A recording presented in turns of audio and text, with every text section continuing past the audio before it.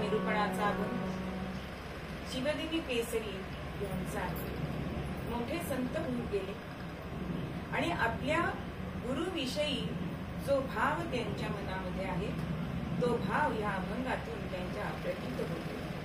ते म्हणताय, माझी देव पूजा बा देव पूजा पाय तुझे गुरु. अगदी सोपा अर्थ आहे की गुरुचरणाची माती तीच माझी भागीरथी. अहो, भागीरथी म्हणजे गंगा. गंगा इतकी पवित्र सांगितलेली आहे की गंगेच्या जलाने गंगेचं खूप महत्व सांगितलेलं आहे की गंगा जल जे आहे ते कधीही दूषित होत नाही, मलिन होत नाही. म्हणून प्रत्येकाला अशी जीवनामध्ये अपेक्षा असते की एकदा तरी आपण काशी क्षेत्री जाऊन गंगा स्नान करावे. म्हणून गंगेचं स्नान हे मोठं दुर्लभ सांगितलेलं आहे. आणि अशी ही गंगा म्हणजे माझ्या गुरूंच्या चरणाची जी माती आहे ती माझी गंगा आहे. मला गंगेला नाही गेलं तरी चालेल, इतकं श्रेष्ठत्व माझ्या गुरु पायामध्ये आहे, त्या मातीमध्ये आहे. गुरुचरणाचा बिंदू तोची माझा क्षीर सिंधू किंवा तोची माझा कृपा सिंधू, पाठभेद आहेत तिथे. मग क्षीर सिंधू, क्षीर म्हणजे दूध, दुधाचा सागर, सिंधू म्हणजे सागर किंवा कृपेचा सागर असणारा असा माझ्या गुरुचरणाचा एक बिंदू जरी घेतला, म्हणजे सागर किती मोठा असतो, पण त्याचा एक बिंदू, पण गुरुचरणाचा बिंदू असायला पाहिजे. गुरुचरणाचे ध्यान तेची माझे संध्या स्नान. म्हणजे आपल्याला ही कर्म सगळी करायला सांगितले, स्नान संध्यादी, पण एखाद दिवशी आपण गुरुचं ध्यान करतोय आणि प्रवासामध्ये आहोत, तर स्नान संध्या नाही केली तरी सुद्धा त्याचं पाप आपल्याला लागत नाही. इतकं गुरुचरणाचं ध्यान हे श्रेष्ठ सांगितलेलं आहे. म्हणून अशा गुरूंचं महत्व सांगण्यासाठी हा अभंग, हा शिवदीन केसरी लिहिला आहे. आज आपल्याला असं दिसतं की गुरुनिष्ठा ही कमी कमी होत चाललेली आहे. म्हणजे गुरु आपल्या बरोबरीचा वाटायला लागलाय सगळ्यांना.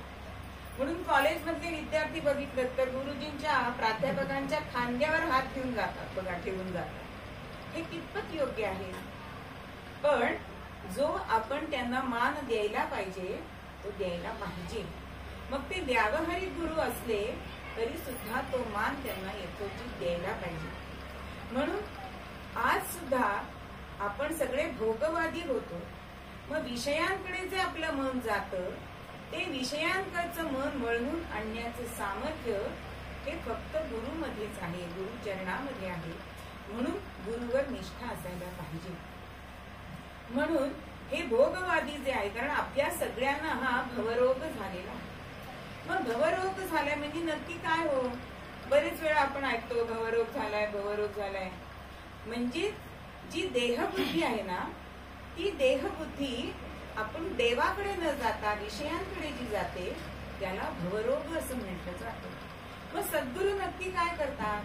तर ह्या भवरोगावरती आपल्याला नामाचं उतारा देतात. म्हणजे हे लक्षण जे आहे ना, ते आपण पुन्हा पुन्हा विषयांमध्ये जातो, हे भवरोगाचं लक्षण आहे. आपण तात्पुरत्या गुरूंच्या सहवासात गेलो की आपण तिथले होऊन जातो, पण पुन्हा आपण प्रपंचामध्ये आलो की पुन्हा आपल्याला हा भवरोग हा ग्रासून टाकत असतो. म्हणून पुन्हा पुन्हा वारंवार सद्गुरूंकडे का जायचं असतं? त्यांचं ध्यान का करायचं असतं? कालच आपण बघितलं परवा की ध्यान म्हणजे काय, तर पंचेंद्रिय आणि कर्मेंद्रिय याच्यावरती मनाचं बंधन घालणं म्हणजे ध्यान. म्हणून गुरुचरणाचे ध्यान तेची माझे संध्या स्नान. म्हणून गुकारमचे गुणातीत सद्गुरू कसे असतात? ते गुणातीत असतात. ते आपले त्रिगुण सांगितलेले आहेत त्याच्या पलीकडे जाऊन त्यांचं ज्ञान असतं, म्हणून त्यांना गुणातीत असं म्हणतात. तसं ते रूपातीत सुद्धा असतात. म्हणजे जो निर्गुण निराकार भगवंत आहे त्यांना ते जाणणारे असतात. म्हणून सद्गुरू हे कसे असतात? तर रूपाकडनं स्वरूपाकडे नेणारे असतात. बोधाकडून आत्मबोधाकडे जे आपल्याला नेतात त्यांना सद्गुरू असं म्हटलं जातं. मग व्यवहारामध्ये सुद्धा सद्गुरू हे अत्यंत दूरदृष्टीचे असतात. कसे सांगते? पूर्वीच्या काळचा प्रसंग आहे आणि पाश्चात्य देशात, म्हणजे पाश्चात्य नाही, जपान मधली एक कथा आहे गुरूंची. आणि तिथे असं कराटे, तायकोंदो वगैरे असं शिकलं जातं की स्वसंरक्षणासाठी. आणि एका मुलाला हे शिक्षण घ्यायचं होतं, पण त्याला डावा हात नव्हता. आता हा खेळ शिकायचा म्हणजे तो कोणाकडे गेला की त्याच्याकडे बघून ते गुरु म्हणायचे नाही तुला हा खेळ शिकवता येणार नाही. बरेच ठिकाणी गेलाय पण निराशा पदरात पडली. पण एक त्याला असे गृहस्थ भेटतात आणि ते म्हणतात की मी जरी तुला हा शिकवू शकलो नाही तरी तुला मी कोण शिकवेल? तिथे तुला मी त्या माणसाचं मी नाव सांगतो, तिथे तू जा. आणि त्याप्रमाणे हा त्या माणसाकडे गेला आणि त्यांना सांगितलं की मला ही कला शिकायची. क्षणभर त्या मुलाकडे त्यांनी बघितलंय की ह्याला डावा हात नाही. आता त्यांनी होकार दिलाय, मी तुला शिकवीन तो खेळ, पण माझी एक अट आहे. मी जे शिकवीन त्याच्यामध्ये का, कशासाठी किती दिवस करायचे असं काही विचारायचं नाही. ही अट तुला मान्य असेल तर मी तुला हा खेळ शिकवीन. आणि होता होता त्याची शिक्षण सुरू झाले आणि असा तो एक डाव त्या माणसाने शिकवला त्याला. होता होता स्पर्धा आली आणि त्या स्पर्धेमध्ये याला उतरवलं. आणि स्पर्धेमध्ये उतरवल्यानंतर पहिली फेरी जिंकली, दुसरी फेरी जिंकली, की त्याला पहिल्यांदा वाटत होतं की आपण जर स्पर्धेमध्ये उतरलो तर आपल्याला यश प्राप्ती होणार नाही, कारण आपल्याला डावा हात नाही. मग आपण स्पर्धेमध्ये उतरायचं का? पण गुरूंनी सांगितलंय, गुरूंवर निष्ठा ठेवून हा स्पर्धेमध्ये उतरतोय आणि पहिली पायरी दुसरी फेरी ही पादाक्रांत केली, यश मिळाले. आता सेमीफायनल पर्यंत आलाय आणि त्याच्यामध्ये सुद्धा जिंकलाय. आता दुसऱ्या दिवशी फायनल स्पर्धा होती. आता ह्याच्या मनात द्विधा मनस्थिती सुरू झाली आहे की आता काही मी फायनलला नक्की जिंकणार नाही, मी कसं तरी इथपर्यंत आलोय. आणि गुरु निवांत होते. तो पण गुरूंना म्हणतोय की काय होईल उद्या, तूच बघ उद्या, मी कशाला सांगू, असं गुरु म्हणताय. आणि दुसरा दिवस उजाडलाय.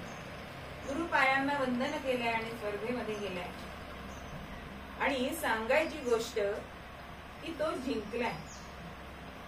तर त्याला अत्यंत आश्चर्य वाटतं की मी कसा काय जिंकलो. म्हणून घरी आल्यानंतर त्या गुरूंना तो वंदन करतोय, की दिलेली मिळालेली ट्रॉफी दाखवतोय. आणि मला एक मनात शंका आहे, आज तरी मी विचारू शकतो का, असं गुरूंना विचार म्हणाले. तर म्हणे मी जिंकलो कसा. म्हणे मी तुला असा डाव शिकवला होता की प्रतिस्पर्ध्याने जो डाव टाकायचा आहे त्या प्रतिस्पर्ध्याला डावा हात धरूनच तुला पाडता येणार होतो. आणि तो तुला डावा हात नाही, त्यामुळे तुला त्याला पाडता आले नाही आणि तू जिंकलेला आहेस. म्हणजे गुरुनी सुद्धा शिकवायचंय, तो शिष्य कसा आहे हे बघून शिकवायचं. म्हणजेच पुढे काय होणार आहे हे जाणणारे असतात ते गुरु असतात. म्हणून गुरुचरणावरती अत्यंत निष्ठा ठेवायची असते. अशाच एका साधकाची खूप आपल्या गुरूंवर निष्ठा होती. आणि ते नौकेतनं जात होते, बरोबर पत्नी होती. आणि ती पत्नीला काही त्यांचं पटायचं नाही की प्रत्येक गोष्ट झाली की गुरु महाराज आहेत, प्रत्येक गोष्ट झाली की गुरु महाराज आहे, असं ते ग्रस्त सारखे म्हणत असत. पण एवढं काय तुमचं सारखं गुरु महाराज गुरु महाराज. तर तो ग्रस्त काय करतो की आता हिला समजवण्यात काही अर्थ नाही, आता हिला कृतीनेच दाखवायला पाहिजे. म्हणून जवळ एक पूर्वी प्रवासामध्ये एक छोटस शस्त्र ठेवत असत की काही जोर हल्ले झाले तर आपलं स्वसंरक्षण करण्यासाठी. म्हणून त्या ग्रस्तानी ते कमरेचं शस्त्र उगारलंय आणि पत्नीवर उगावलंय. पण ती पत्नी घाबरली नाही. मग तो म्हणतोय की तू जशी घाबरली नाहीस, का घाबरली नाहीस, मी तुझ्यावर शस्त्र उगारलं ना. तेव्हा ती म्हणते मला माहितीये ना तुम्ही मला मारणार नाही आहात, हे जसं मला माहितीये. तसंच तो ग्रस्त सांगतो की जसं तुझा माझ्यावर विश्वास आहे तसा माझ्या सद्गुरूंवर माझा विश्वास आहे. मग आता तुला पटलं ना की तू जर माझ्यावर सारख्या सामान्य माणसावर विश्वास ठेवू शकतेस, मग मी सद्गुरूंवर ठेवला तर त्यात काय नवल आहे. म्हणून सद्गुरूंवर विश्वास हा निष्ठा ही नक्कीच असायला पाहिजे. म्हणून आपण पूजेचं महत्व अनेक ठिकाणी बघितलेलं आहे. तर अशी गुरुचरणांची पूजा आपण करावी. म्हणून एके ठिकाणी नाथ महाराज सुद्धा म्हणतात ध्यानी ध्याता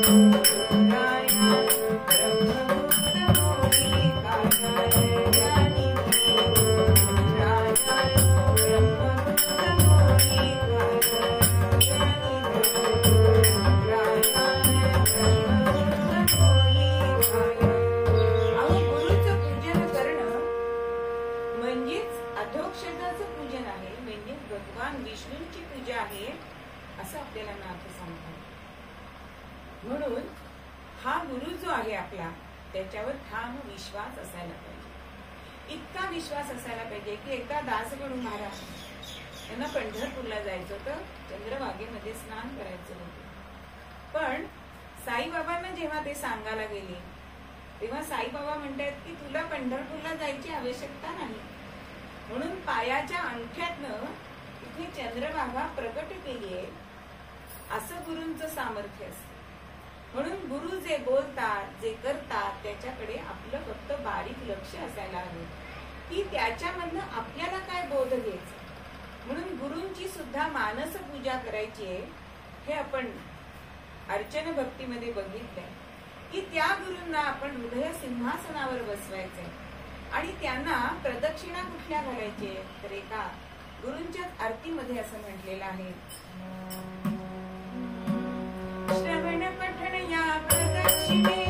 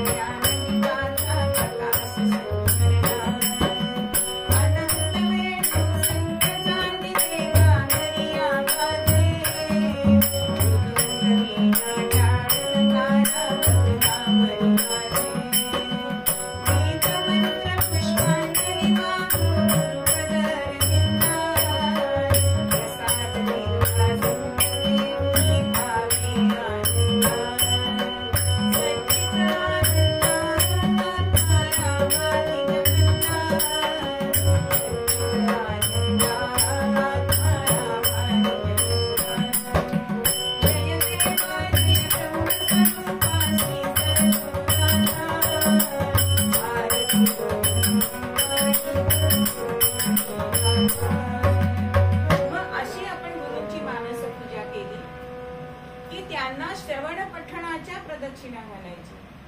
म्हणजे आपण जे जे श्रवण करतो ते आचरणात आणायचे. पठण त्यांच्या समोर आपण म्हणून दाखवायचंय, अशा प्रदक्षिणा घालायची. आणि त्यांच्या समोर आपण अनहत वेणू शंख झांजले ही जी सगळी वाद्य आहे, आता तिथे बेंजो वगैरे ही वाद्य नाही का, कर्णकटू आहे ते कर्णपिशाच म्हणायला हरकत नाही, पण हे शंख झांज एकतारी ही वाद्य आपण सद्गुरूंपुढे त्यांचं वादन करायचंय, गायन करायचंय. आणि त्यांना गीतमंत्र पुष्पांजली म्हणायची. आपण नेहमी पूजा झाल्यानंतर पुष्पांजली मंत्र पुष्पांजली जी वाहतो, तिथे गीतमंत्र पुष्पांजली म्हणजे त्यांचं स्तवन करायचंय. अशी आपण गुरुपूजा केली आणि मग ते जे आपल्याला प्रसाद देतात तो प्रसाद आपण भक्षण करायचंय. मग प्रसाद ह्या शब्दाचा अर्थ काय आहे? जर आपण प्रसाद हा शब्द घेतला आणि अद्याक्षर घेतली तर प्र म्हणजे प्रत्यक्ष, सा म्हणजे साक्षात आणि द म्हणजे दर्शन. असा प्रसाद आपल्याला गुरूंकडनं मिळाला तर त्याच्यासारखा चांगला अमृत योग नाही. म्हणून गुरुचरणाचा बिंदू हाची माझा कृपा सिंधू. म्हणून सद्गुरूंची कृपा संपादन करायची असेल तर सद्गुरूंना शरण जायचंय. कारण गुरु माऊली ही कशी असते हो? गुरु महाराज गुरु जय जय परब्रह्म सद्गुरु. गुरु महाराज गुरु जय जय परब्रह्म सद्गुरु. त्यागी मुक्तिदायक दाता अवतार कल्पतरू. त्यागी मुक्तिदायक दाता अवतार कल्पतरू.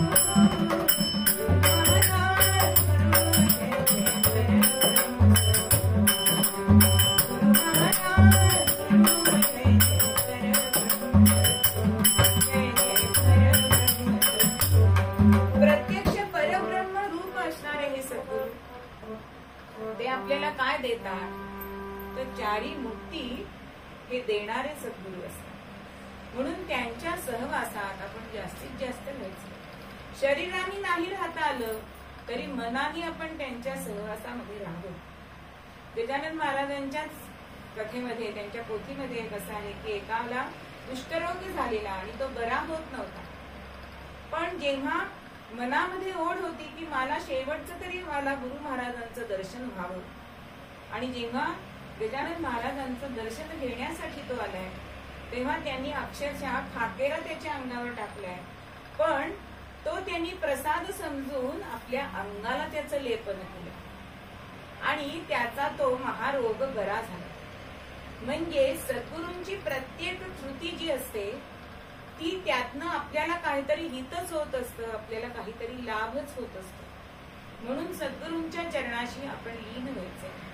म्हणून शिवदिनीच केशरी एकदा एका अभंगामध्ये म्हणतात, भावधरा रे भावधरा रे भावधरा भावधरा भावधरा रे भावधरा उदासा देवधरा रे भावधरा उदासा देवधरा रे भावधरा रे भावधरा रे भावधरा भावधरा भावधरा रे शिवदिनी केसरी म्हणताय की दुर्लभ नर देहाची प्राप्ती. म्हणून दुर्लभ असा नरदेह आपल्याला मिळालाय, म्हणून आपण विवेक करायचंय आणि सद्गुरूंचे पाय धरायचे. सद्गुरू हे असे असतात की त्यांना सगळं अतीतही माहित असतं आणि भविष्यही माहित असतं. म्हणून ज्या वेळेला नरेंद्रावर रामकृष्ण परमहंसांचा अत्यंत विश्वास होता, आपण बघितलं की त्यांना विवेक गुरु असं म्हटलं जातं, कारण आपल्या बुद्धिमत्तेपेक्षा शिष्याच्या बुद्धिमत्तेवरती, त्याच्या कर्तृत्वावर ज्यांचा विशेष असा लोभ असतो त्याला विचार गुरु असं म्हटलं जातं. आणि तसा नरेंद्रवरती रामकृष्णांचा होता की हा मोठं कार्य ह्याच्या हातून होणार आहे. मग ज्या वेळेला सर्वधर्म परिषदेसाठी जेव्हा जाणार होते विवेकानंद आणि जायच्या आधी समुद्र किनाऱ्यावर बसलेले होते, पण समुद्रातनं त्यांना असं वाटलं की रामकृष्ण चालत आले, तेव्हा ते गेलेले होते, पण त्यांना असं वाटलं की ते चालत येत आहेत आणि आपल्या हृदयस्थ ते झाले. आणि म्हणून त्यांच्या मनामध्ये असं आलं की आता गुरु नाहीये, पण आपण शारदामांचं दर्शन घेऊन मग आपण तिकडे जाऊया अमेरिकेमध्ये. आणि तेव्हा शारदामांना जेव्हा ते भेटायला गेले त्यावेळेला त्यांनी त्यांचं पत्र जे जायच्या आधी लिहून ठेवलेलं होतं ते विवेकानंदांना दाखवलंय. म्हणजे किती आधी विचार केलेला होता. बरं, तिथे गेल्यानंतर सुद्धा एक भाषण सुद्धा त्यांना मिळणार नव्हतं, पण त्यांनी काही कागदपत्र लिहिलेले नव्हते, निबंध लिहून आणलेले नव्हते, भाषण लिहून आणलेली नव्हती. पण जेव्हा ते स्टेजवर उभे राहिले त्यावेळेला त्यांना काय जाणवलं की माझ्या मागे सद्गुरू उभे आहेत आणि ते बोलविते धनी आहेत. म्हणजे एकही भाषण जे विवेकानंदांना मिळणार नव्हतं त्यांना 17 भाषणं करायची तिथे संधी मिळाली. आणि नुसती संधी नाही, अनेक त्यांचे शिष्य तिथे झाले. त्यातलीच एक शिष्य म्हणजे भगिनी निवेदिता, की तिथे राहून सुद्धा यांच्या गुरु त्यांना गुरु त्यांनी केलेला आहे. म्हणजेच असे विचार गुरु असतात की पुढे काय होणार आहे हे जाणणारे गुरु असतात. म्हणून त्यांच्या पायाशी नत होणं म्हणजेच आपली काया ब्रह्मभूत होणं हे आहे. म्हणून त्यांचं ध्यान करा, त्यांना मनामध्ये आठवा. त्यांची पूजा करणं म्हणजेच भगवान विष्णूंची पूजा करणं आहे हे आपल्याला नाथ महाराज सांगतात. म्हणून चंद्र तेथे चंद्रिका, शंभू तेथे अंबिका, संत तिथे विवेका. म्हणजे संत हे असतात ते विवेक धरणारे असतात. म्हणून त्यांच्या इथे आपण नत व्हायचं, कारण ते सद्गुरू आपल्याला मार्गदर्शक ठरतात. आज आपण सगळं विज्ञानावर आपलं जीवन आधारित आहे, पण विज्ञान म्हणजे खरं म्हणजे समर्थांच्या मते काय आहे हो, तर विशेष ज्ञान म्हणजे विज्ञान सांगितलेलं आहे समर्थांनी. पण आज आपण विज्ञान म्हणजे सायन्स धरतो. मग सायन्स आणि अध्यात्म याच्यामध्ये काही फरक आहे का हो? पण सद्गुरू आपल्याला अध्यात्म दर्शन दाखवतात. आज आपण म्हणजे विज्ञानाची कक्षा किती आहे हो, तर दृश्य गोष्ट आहे तिथपर्यंतच आहे. पण जे पलीकडे असणारे जे आहे ते अध्यात्म सद्गुरू आपल्याला दाखवतात. तिथे प्रयोगशाळा नाहीये, पण अनुभूती प्रचिती आहे. म्हणून अध्यात्म आपल्याला कळण्यासाठी सद्गुरूंची कास धरायची. आपल्याला रूपातीत असणारा असा जो भगवंत आहे तो दाखवण्याचं सामर्थ्य फक्त सद्गुरूंकडेच आहे. म्हणून ह्या सद्गुरूंच्या पायाशी सर्व तीर्थ लोळण घेत असतात. मग अशी तीर्थ जर आपण त्यांच्याकडे गेलो, दर्शनाला गेलो, तर त्याचा लाभ आपल्याला सुद्धा होणार आहे. मग हा भाव ठेवून आपण तिथे जायचंय. कारण जसं प्रत्येक सूर्यकिरणामध्ये सूर्याची शक्ती असते की नाही, प्रत्येक लाटेमध्ये ही समुद्राची ताकद त्याच्यामध्ये असते, तसंच गुरुमध्ये ही भगवंताची ताकद असते. म्हणून एक गोष्ट सांगितली जाते की केमिस्ट आणि डॉक्टर याच्यामध्ये फरक आहे का? आपण पहिल्यांदा स्त्रिया तर असं करतात की काहीतरी दाढ दुखली की जा पटकन केमिस्ट कडनं गोळी घेऊन येऊ, आणि आपण ती गोळी घेतो. पण त्याच्यावर पूर्ण विश्वास असतो असं नाही. पण जेव्हा आपल्याला बरं वाटत नाही तेव्हा मात्र आपण डॉक्टरकडे जातो की डॉक्टरचं देणं दिल्याशिवाय आपला आजार बरं होणार नाहीये हे जेव्हा आपल्याला समजतं, म्हणून 4 दिवस औषध घेऊन पुन्हा आपण डॉक्टरकडे जातो. तसं हा भवरोग बरा होण्यासाठी आपल्याला सद्गुरूंकडेच जायला पाहिजे. म्हणून सद्गुरू हे भवतारक आहे, भवाला आपल्याला पार नेणारे आहे. म्हणून त्यांच्या पायाशी रुजू व्हा, ते पाय आपल्या हृदयामध्ये स्थापन करा. त्यांचीच पूजा करणं म्हणजेच भगवंताची पूजा करणं आहे. म्हणून त्यांचं चरणतीर्थ हा आपला कृपा सिंधू असला पाहिजे. त्यांच्या चरणाची माती ही आपली भागीरथी असली पाहिजे. कारण सद्गुरूंच्या इथलं भस्म सुद्धा अनेक गोष्टी बऱ्या करतं. बरं, ज्या वेळेला त्यांचं मला तर नाव आठवत नाही, पण बाळंतीण अडलेली असते त्यांची मुलगी, आणि ते स्वतः साईबाबांचे भक्त आहेत, आणि ते आता म्हणतात की तुमच्याशिवाय आता हिला तारणहार कोणी नाही.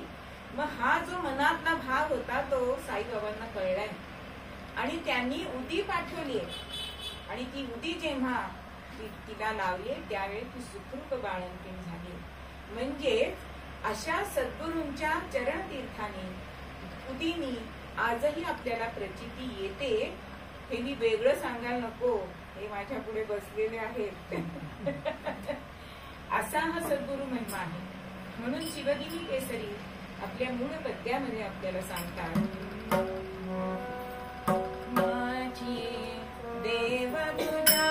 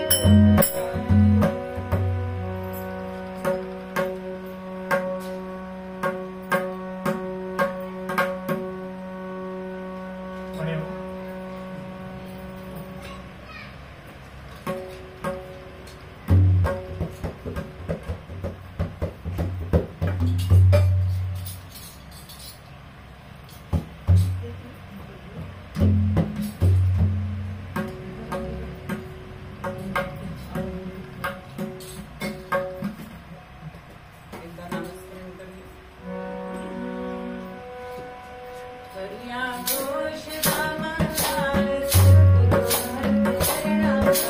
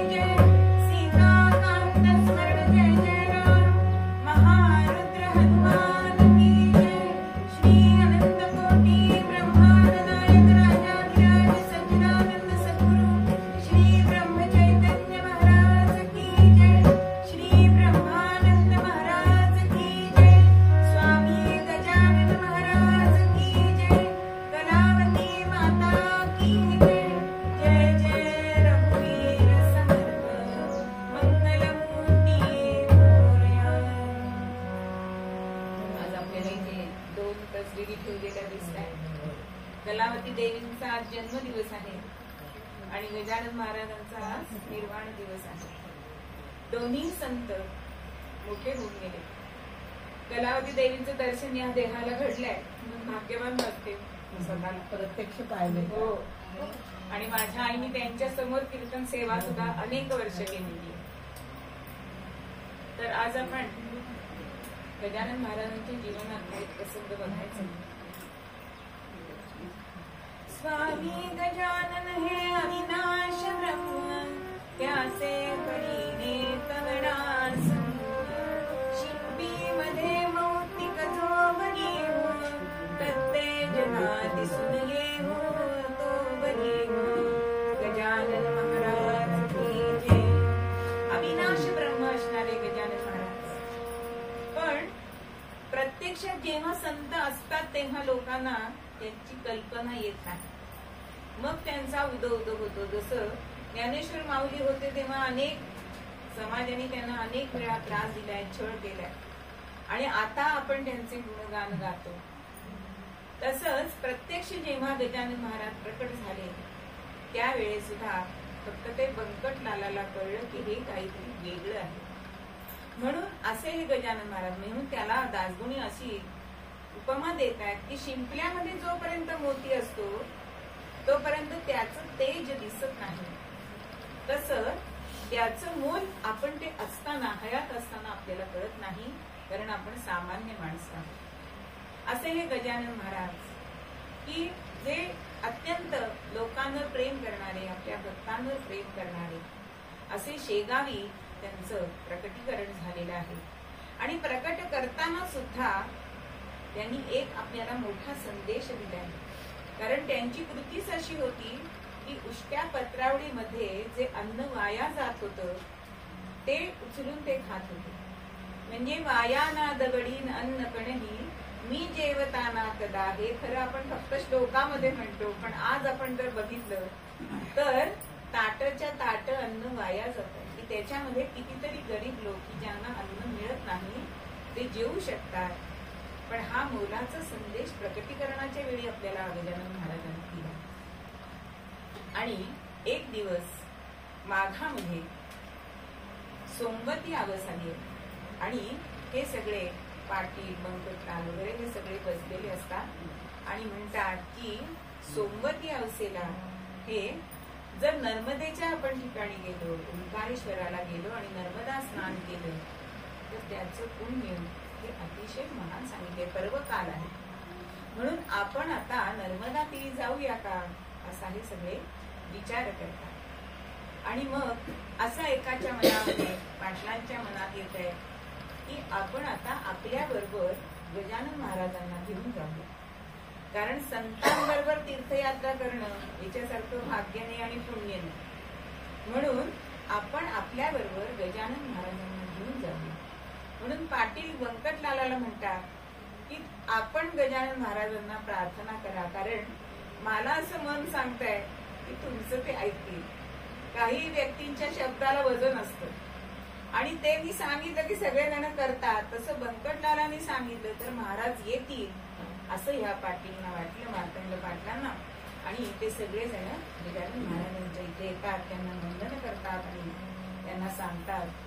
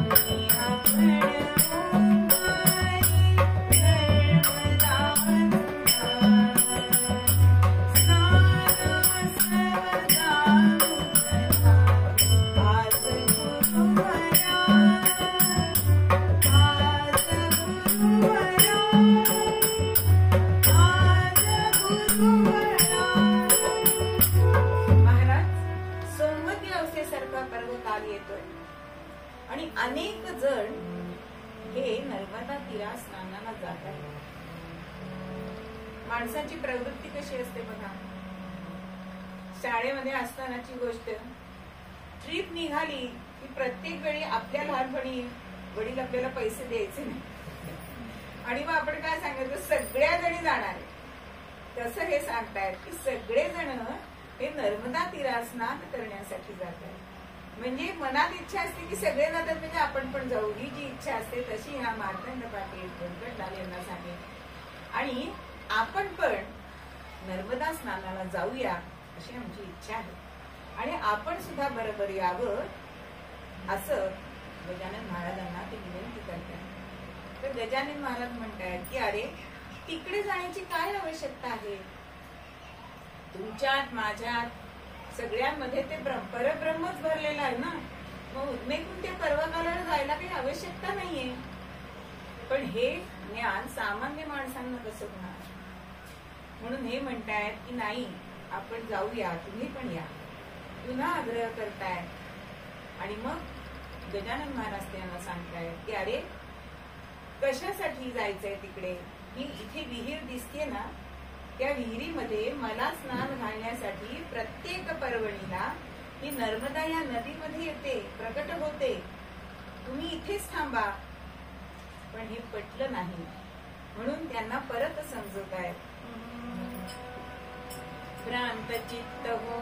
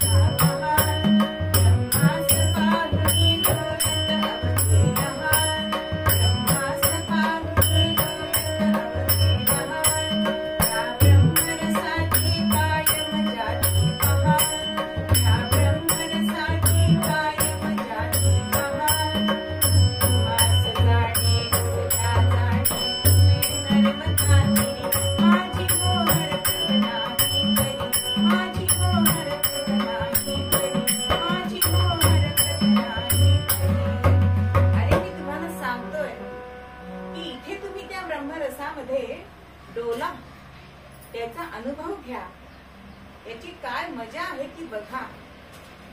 पण जर तुम्हाला ऐकायचं नसेल तर तुम्हाला जायचं तर तुम्ही जाऊ शकता, माझी काही हरकत नाही.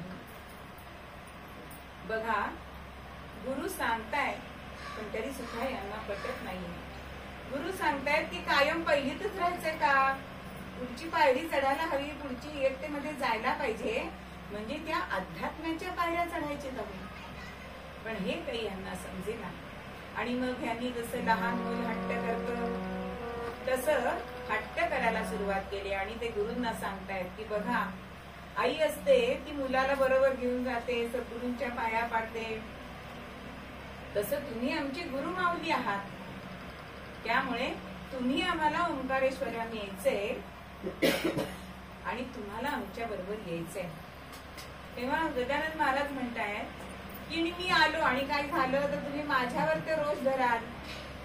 तेव्हा बंकटलाल म्हणतात की तुम्ही असल्यानंतर आम्हाला कसली भीती आहे. असं झालं. भक्त हट्टास पेटणे. आता हे सगळे भक्त हट्टास पेटले आणि शेवटी आपल्या शिष्यांची मागणी मान्य केली आणि सगळे जण हे नर्मदा तीराला छकड्यामध्ये बसून आलेले आहेत.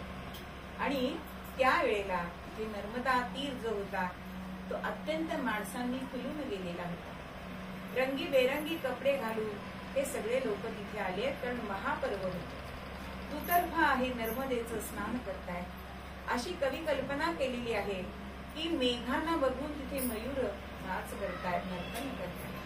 अहो, भटजींना तर अत्यंत पर्वणी होती, कारण प्रत्येकाकडनं दक्षिणा मिळणार होती, म्हणून ते खुशीत आहेत. या ओंकाराला वंदन करण्यासाठी मासे उड्या मारून त्याला वंदन करताय असं भासत होत. आणि ह्या सगळ्यांनी नर्मदा तीरावरती स्नान केलं आणि वस्त्र बदलले आणि तिथल्याच बेल वगैरे असं सगळं पूजा साहित्य घेतलंय आणि त्या ओंकाराचं पूजन केलंय, त्याची प्रार्थना केली आहे. कैलास राणा शिवचंद्र गौरी, कैलास राणा शिवचंद्र गौरी, गणित्रमाता भूमी गणाठ, गणित्रमाता भूमी गणाठ,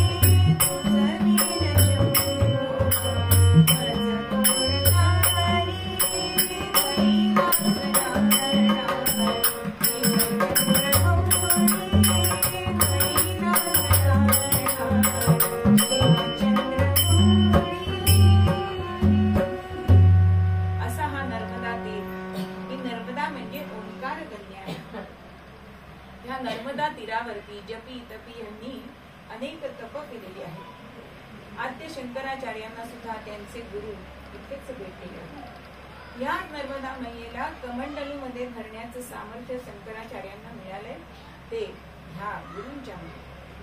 अनेक जपी तपी तिथे देऊन दिल्यामुळे ती पवित्र भूमी झालेली. सगळ्यांना आल्हाद वाटलाय, मनाला समाधान झालंय दर्शनाचं. आणि आता विचार करतायत की आपण येताना आपले बैल होते ते फार द्वाड होते आणि आपल्याला येताना जरा प्रवासाचा त्रास झाला, म्हणून ते म्हणतायत पहा किती चालले बसूनी लोक नावे मनी, पहा किती चालले बसूनी लोक नावे मनी, सहा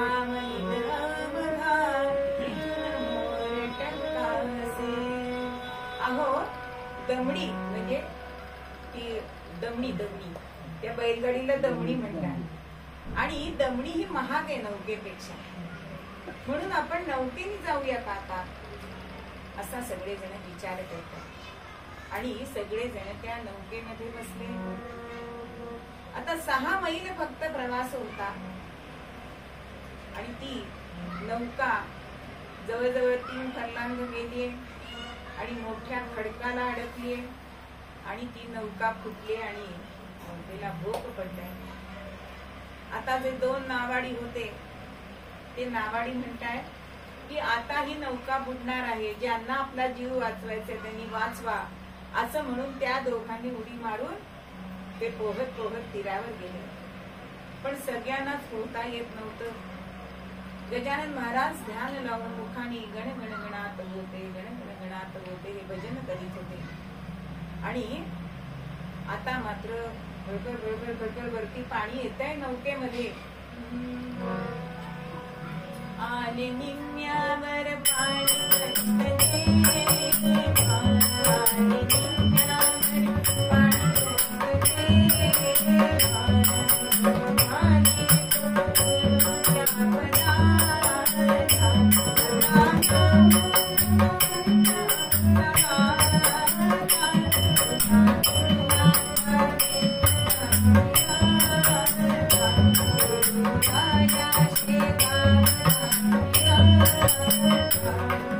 पाणी जेव्हा निम्म्यावर आलंय आता काही आपली धडकत नाही. आणि गजानन महाराजांना सगळे शरण गेलेत आणि सांगतायत की गुरुनाथा आता तुमच्याशिवाय आम्हाला कोणी नाही. आता प्रत्येकाला अशी भीती वाटली की शेगाव आता दिसतंय की नाही नजरेला. जेव्हा आम्ही अमरनाथला गेलो होतो त्यावेळेला जाताना पहलगाव वरनं गेलो कारण सृष्टी सौंदर्य बघत जायचं होतं आणि येताना बालताल मार्गे आलो. आणि तो अगदी खूप उताराचा रस्ता आहे आणि त्याने असं काय घोडं हलवलं की मला काय वाटलं आता आपल्याला तळेगाव दिसत. अशी अवस्था या सगळ्यांची झाली आहे. आणि गजानन महाराजांना शरण दिली. आणि मग गजानन महाराज म्हणतायत काय म्हणतायत की आता आपण नर्मदा मैयाचं भजन करू. म्हणून ते तिचं आधी वर्णन करतायत, ध्यान करतायत आणि मग सगळ्यांना भजन म्हणायला सांगितलंय. जय नर्मदा माता की जय बोलो महाभारती, जय नर्मदा माता की जय बोलो महाभारती. तुम्हारे जन पे भरोसे दगा हमी से नहीं करना, हम तुम्हारे जन पे भरोसे दगा हमी से नहीं करना. टूटी टूटी बेटा हमारी दगा हमी से नहीं करना. जय नर्मदा माता की जय बोलो महाभारती, जय नर्मदा माता की जय बोलो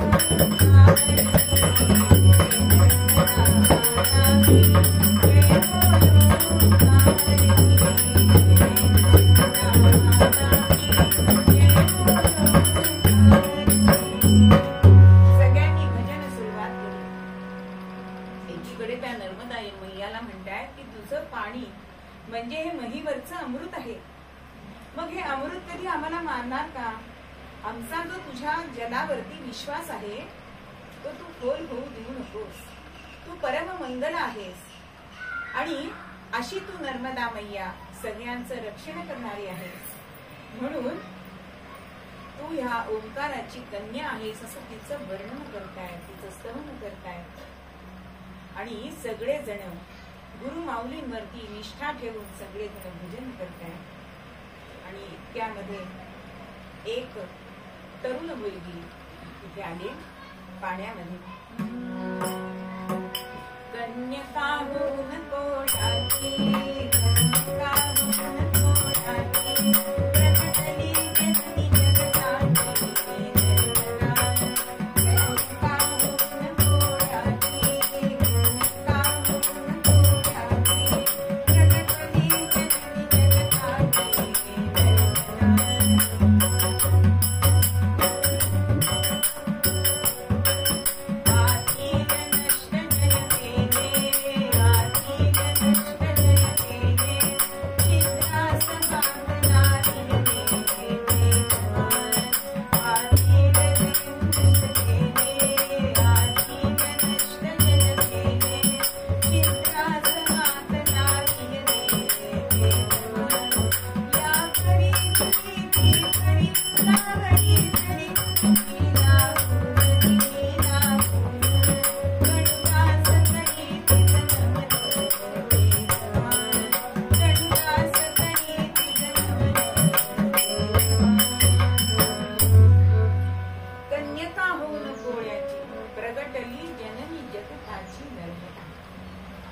अगदी 15-16 वर्षाच्या मुलीचं रूप या नर्मदा मैयाने घेतलंय. कुरळे केस आहेत, प्रसन्न वदन मुख आहे तिचं. आणि अशी ती नर्मदा, ती कोळ्याची मुलगी तिथे आली आहे आणि आतलं जल काढून टाकलं, छिद्राला हात लावलाय. आणि अशी तरंग जेव्हा ही नदीत बोट बुडत होती तेव्हा तीरावरनं अनेक जण प्रयत्न करत होते त्यांना वाचवण्यासाठी, की दोर टाकत होते त्या माणसांना धरून दोराला येता येईल. पण ऐन मध्यामध्ये असलेली नौका. पण ह्या सगळ्यांच्या भजनाने, आणि खरं म्हणजे बोलवलं होतं कोणी हो, गजानन महाराजांनी बोलवलेलं होतं की ह्या सगळ्यांना तू वाचव, कारण तू अशुभ नाशिनी आहेस. तू ह्या सगळ्यांना वाचव म्हणून तिची प्रार्थना केली. आणि खरंच ती कन्यका होऊन गोळ्याची तिथे प्रकट झाली आणि छिद्राला हात लावले आणि होडी अशी तरंग तीराला लावलीये. आता सगळे जण जीव भांड्यात पडलाय, कारण भूमीला पाय लागले. आणि मग त्या मुलीकडे लक्ष गेलंय, तर ती ओली ती मुलगी. म्हणून ते म्हणाले की बाई ग, कोण आहेस तू? ती म्हणते माझं नाव नर्मदा, मी ओंकार कोळ्याची मुलगी आहे. पण तरी सुद्धा इतकं सांगून सुद्धा नमस्कार करायची बुद्धी नाही हो झाली, कारण आपण सगळ्यांना सामान्य, आपण आहोत ना सामान्य, म्हणून आपल्याला सगळे सामान्य वाटतात. आणि मग तुम्हाला जरा तुमचं हे वस्त्र ओलं झालंय, तुम्हाला आम्ही चांगले वस्त्र देतो.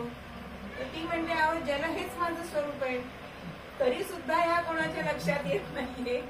आणि ती म्हणतेय की हेच आमचं जीवन आहे, आम्हाला काही ओल्याचं वगैरे काही बाधत नाही आम्हाला. आणि गजानन महाराजांना नमस्कार केले, कारण सर्व तीर्थ हे स्वामींच्या म्हणजे संतांच्या ठिकाणी वंदन का करतात?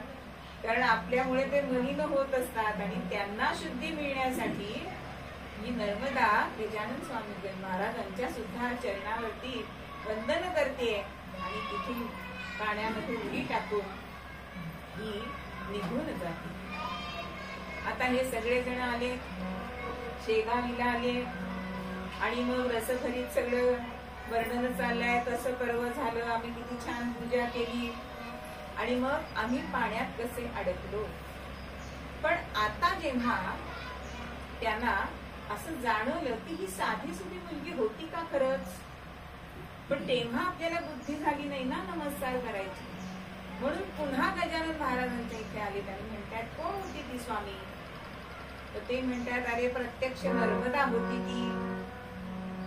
आणि तेव्हा यांच्या मनात असं आलं की आपण ती येऊन सुद्धा आपण तिला वंदन सुद्धा केले नाही, मग आता काय करावं? म्हणून ते म्हणताय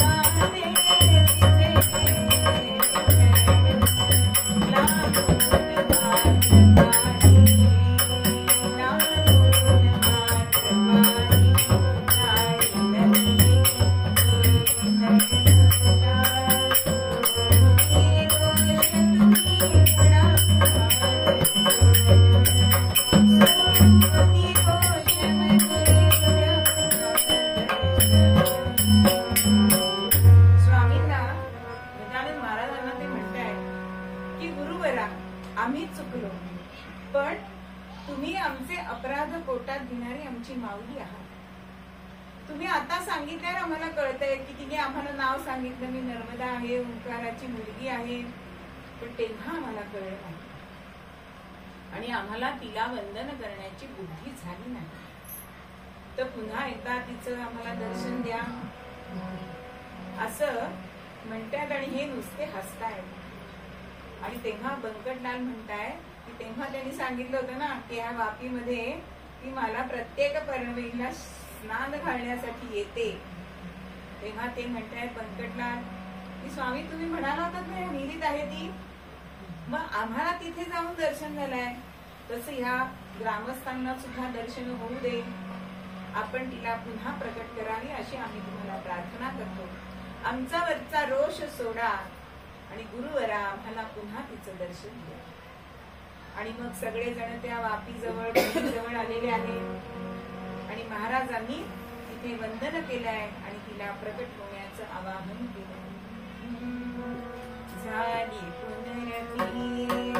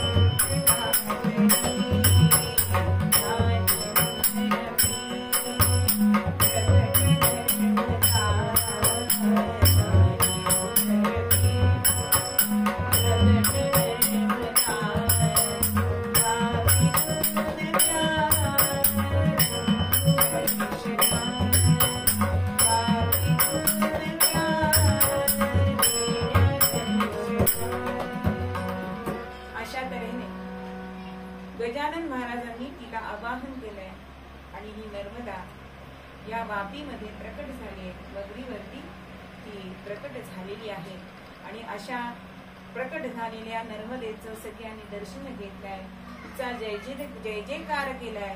नर्मदा मैया की जय, नर्मदा मैया की जय, नर्मदा मैया की जय.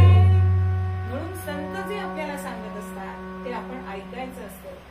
त्याच्यासाठी आपण आपलाच हेका हा करायचा नसतो. जसं यांनी सांगितलं होतं की ही वापीमध्ये आहे, इथेच मी तुम्हाला ब्रह्मरसाची ओळख करून देतो, पण तरी सुद्धा तिथे जाण्यासाठी हे धडपडले. पण संत बरोबर असले की संकट सुद्धा निवारण होतं, हे आपल्याला ह्या कथानकातून दिसतं. की अशीच घटना गोंदवलेकर महाराजांच्या चरित्रात सुद्धा आहे. म्हणजे सगळे संत हे आपल्या भक्तांचं संकट निवारण करणारे असतात. कितीही त्यांनी अपराध केले तरी सुद्धा ते त्यांना माफच करत असतात. म्हणून अशी ही सद्गुरु माऊली जी आहे तिचे आपण पाय धरायचे आणि हा भवसागर पार करून जायचे. म्हणून शिवदिनी केसरी सुद्धा आपल्याला मूळपद्यामध्ये हेच सांगतायत की गुरुचे पाय म्हणजेच आपला कृपा सिंधू आहे, तेच आपलं संध्यास्थान आहे, तीच आपली भागीरथी आहे. म्हणून हे गुरुपाय कधी सोडू नका, त्याचं ध्यान आपल्या मनामध्ये करा, त्यांना आपल्या हृदयामध्ये आसनस्थ करा आणि त्यांच्या कृपेचा आस्वाद घ्या. म्हणून त्यांची सेवा करा आणि त्यांच्या कृपेचा मेवा तुम्ही सतत ग्रहण करा, असं आपल्याला मूळपद्यामध्ये शिवदिनी केसरी सांगतात. तेच आपल्याला नाथ महाराज सांगतात, तेच आपल्याला तुकोबा सुद्धा सांगतात. म्हणून प्रत्येक संत या ना त्या शब्दात आपल्याला गुरु महिमाच सांगत असतात. असा हा गुरु महिमा अत्यंत थोर सांगितलाय आणि त्यातल्या त्यात त्यांची चरण सेवा ही श्रेष्ठ सांगितलेली आहे. म्हणून काया वाचा मने या सद्गुरूंची चरण सेवा करा, त्यांचे पाय आपल्या हृदयामध्ये धरा, हेच आपल्याला मूळ पद्यामध्ये शिवदिनी केसरी सांगतात.